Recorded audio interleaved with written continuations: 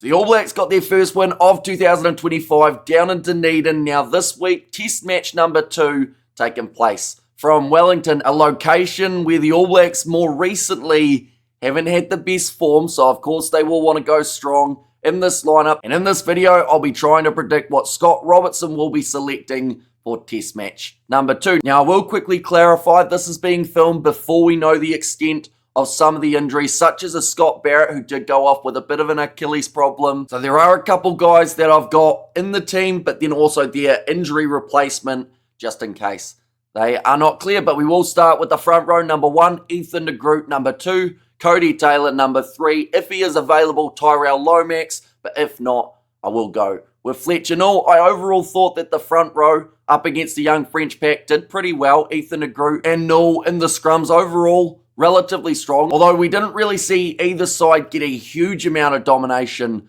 when it came to the scrums. Maybe a slight edge to New Zealand. And Cody Taylor, he just pretty much proved why he is the starting hooker for the All Blacks. He is a phenomenal player. He had some good runs, some nice work in the breakdown, as well as the lineouts. So I do think they'll be sticking with Cody Taylor in that number 2 jersey. Moving on to the locks. This is where it gets a little bit tricky because, once again, we don't know whether or not Scott Barrett will be available. So for that reason, I have gone number 4, Patrick Tuipulotu. He is a player who we didn't see in that first test match up against the French. And number 5, sticking with Fabian Holland. I think Holland thoroughly impressed a lot of people with his maturity out there on the field. He did seem like an experienced player, even though he was on debut, making some good decisions. Didn't get any line-out steals, I don't believe. But then they weren't really throwing him up for them. But overall, just looked extremely strong down in Dunedin, and I do think that is a big confidence booster, not just for him, but also for the selectors, because if he can stay injury-free,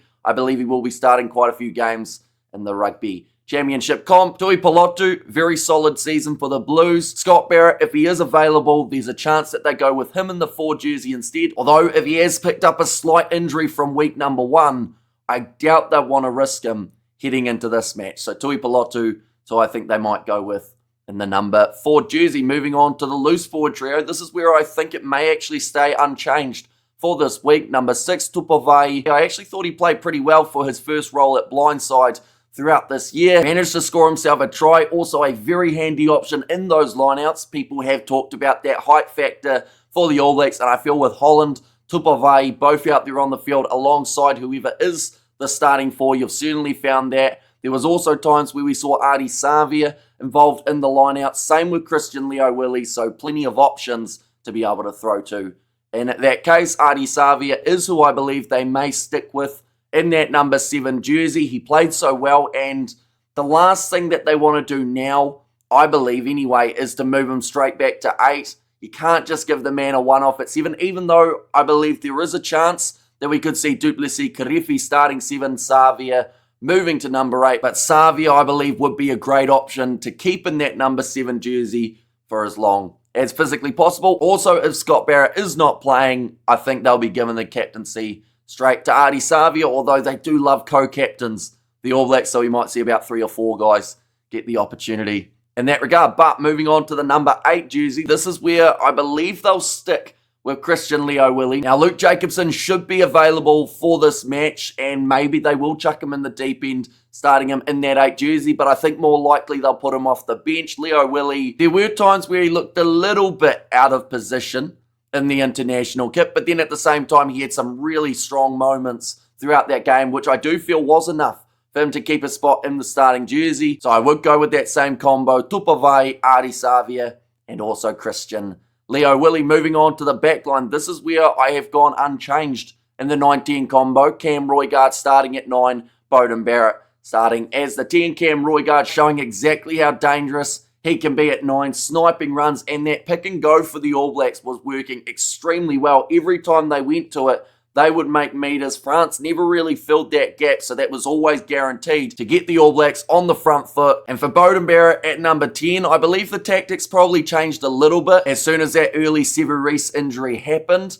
Perhaps they had some sort of plan for Beauden and Jordan to link up in that 10 and 15, and then with Jordan moving out to the wing, and then brought Damian McKenzie on. But overall, I do actually think Barrett and McKenzie partnered quite well throughout this contest. I know that there are still people who feel like Beauden Barrett maybe didn't have his best performance he could have, but he still had some very solid moments throughout this matchup, and I do think it's probably enough for Scott Robertson to select him as the number 10.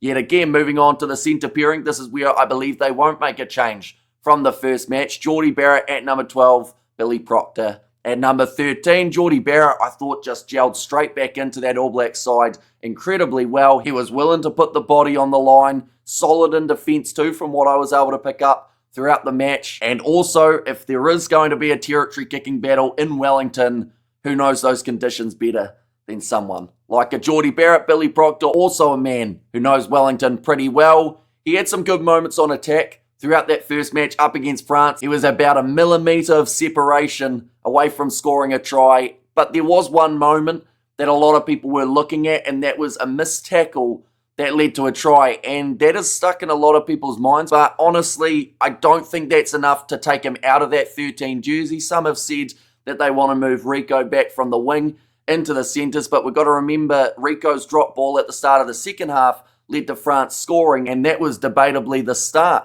of the French comeback. So I don't think you'd take Proctor out of 13 to then put Ioane in if the only reason you're taking him out is because he conceded a try. But Billy Proctor, I think he will get stronger. Him and Jordie Barrett will be able to build up that chemistry again like they have for the Canes, and they could be a very dangerous midfield combination. Moving on to the back three, this is where I've got Caleb Clarke on the left wing. Don't get me wrong, Rico Ioane, it was always going to be a little bit of a challenge to be able to adjust from being an outside centre for around 4 years to going straight back out onto that left wing side.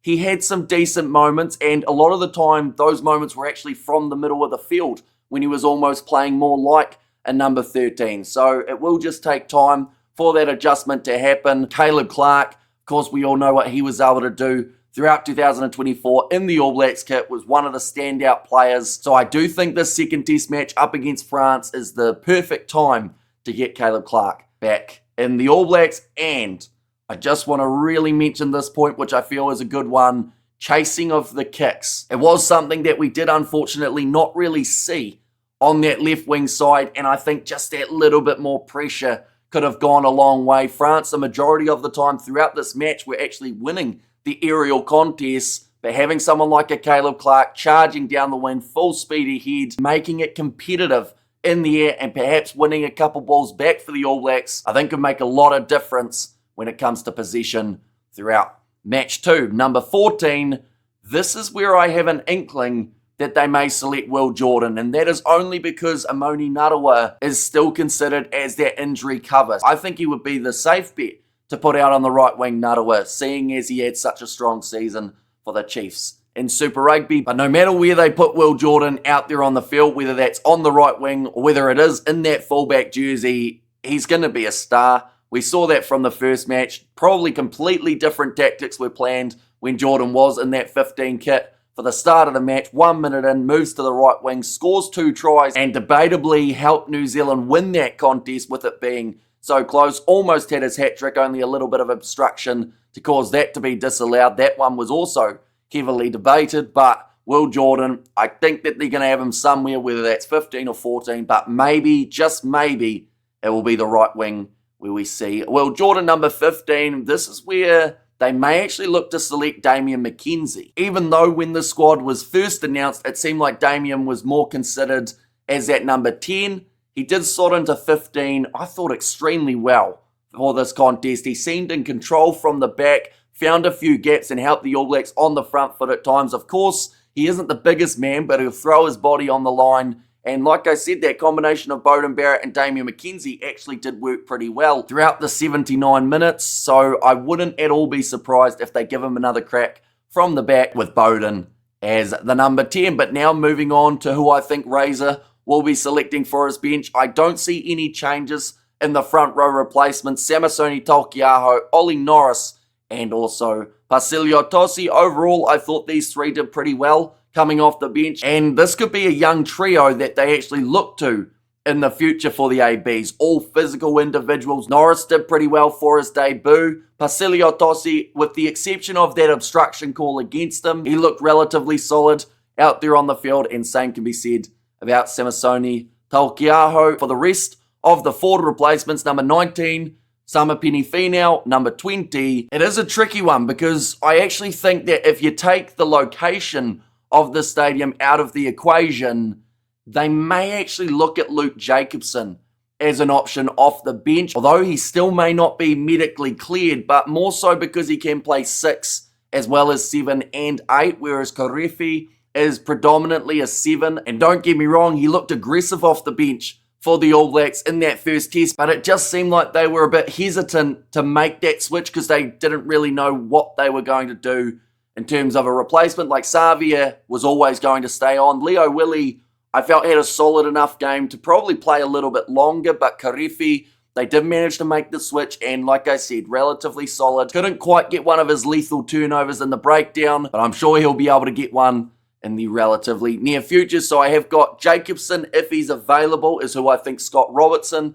may select just for that little bit more versatility. Definitely if they did end up going with Scott Barrett in the number 4 jersey. But I do think that if they took Karefi out of the lineup, it would be pretty brutal, as he does thoroughly deserve to get those opportunities. In terms of the back replacements, this is where I believe they'll go. Number 21, Cortez Ratama. Some people weren't completely sold on his performance off the bench, but I do think they'll stick with him for this game, or perhaps, they could look at Noah Hotham. Wouldn't be a terrible shout for this match in Wellington. Number 22, Ruben Love, and number 23, Rico Ioane. So Ruben Love, he can play 10, he can play 15, which I believe puts him as the perfect man to go on that number 22 jersey. The other option perhaps is you start him in Wellington and have McKenzie once again make his way off the bench, because one of the biggest concerns about Bowden in the starting lineup was his goal kicking, but he was actually kicking extremely well off the tee. Geordie Barrett in Wellington also a bit of a backup option. You could even go Ruben Love off the goal kicking tee if needed later on. So that is why I've got him as that number 22, and then Rico Ioane slotting in as that number 23. Can play in the centres if needed, but perhaps he will replace someone out on the wing if that is where Scott Robertson plans to play him from now on. But that is who I think Scott Robertson may select for his All Blacks second test match up against the French. Like I said, this is before we have injury updates from the All Blacks, but I do have to film these quite early in the week. Although a little bit later on in the week, I will also have the team that I would like to see take to the field up against Les Bleus. But I think the foundation of this side, even though it was close up against France, if they were a little bit more clinical, we could have seen a lot more points on the board for the AB. So Scott Robertson, I can't see him making wholesale changes here. He'll have a side in mind, maybe a few guys going in and out either due to injury or perhaps a couple guys underperforming. But overall, probably a pretty similar team to what we did see in the first test. But thank you all very much for tuning in. Do let me know, of course, who you think Scott Robertson will be selecting for the second test match in Wellington. It will be announced on Thursday who the All Blacks have selected, and of course, once that is announced, we will be letting you know on the channel as well. But thank you all very much for watching. If you did enjoy, be sure to leave a like and subscribe to the channel, and I will see you all for the next one.